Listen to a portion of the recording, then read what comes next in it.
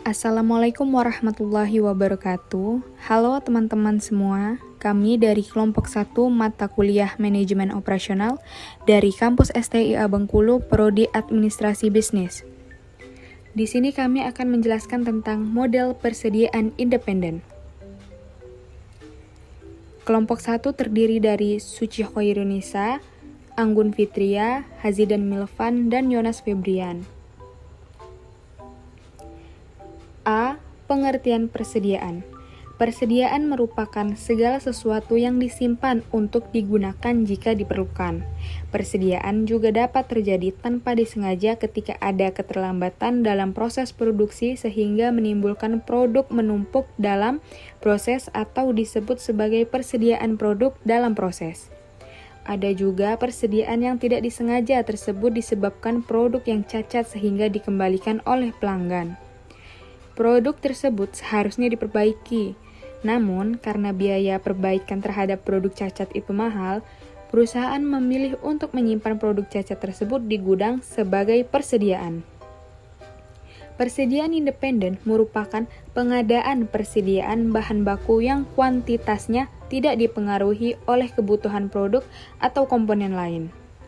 Oleh karena itu, pengadaannya ditentukan berdasarkan hasil peramalan atau forecasting. Nah, teman-teman, ini adalah contoh model persediaan. Yang pertama ada model kuantitas pemesanan dasar, yang kedua model diskon kuantitas, yang ketiga model kuantitas pemesanan produksi, yang keempat model probabilistik, yang kelima model simulasi. Dan ini penjelasan dari yang pertama model kuantitas pemesanan dasar. Model kuantitas pemesanan ekonomis atau EOQ merupakan model pemesanan bahan baku atau material optimal yang meminimalkan biaya persediaan total. Model ini juga disebut model ukuran ekonomi.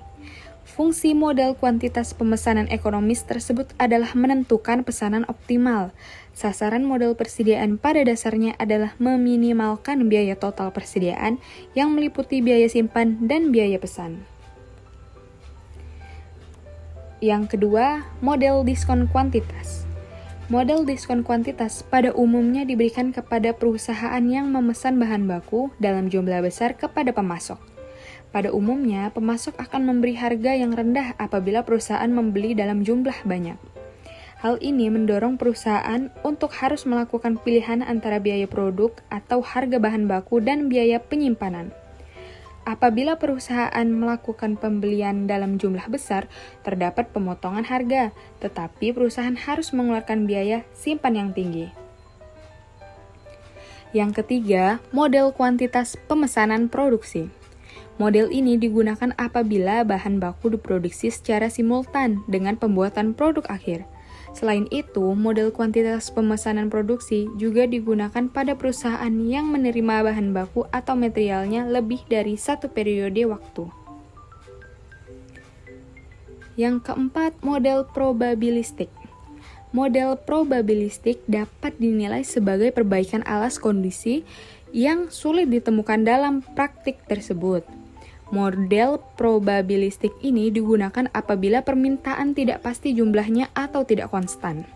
Dalam kondisi ini, diperlukan persediaan pengaman untuk mencegah atau menghindari terjadinya kehabisan persediaan waktu pemesanan kembali. Yang kelima ada model simulasi. Simulasi merupakan usaha membuat duplikasi atau tiruan terhadap karakteristik, fitur, dan penampilan sistem nyata yang biasanya dilakukan dengan model komputer.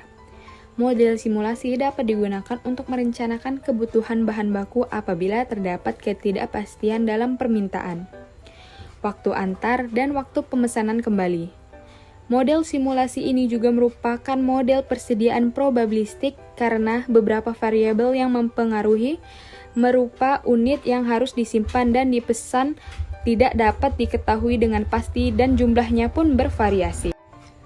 Nah, teman-teman, poin-poin penting dalam materi dari model persediaan independen di atas itu terdapat dari sumber daftar pustaka dari Wahyu Aryani Dorothea 2017, Manajemen Operasi, Tangerang Selatan di Universitas Terbuka.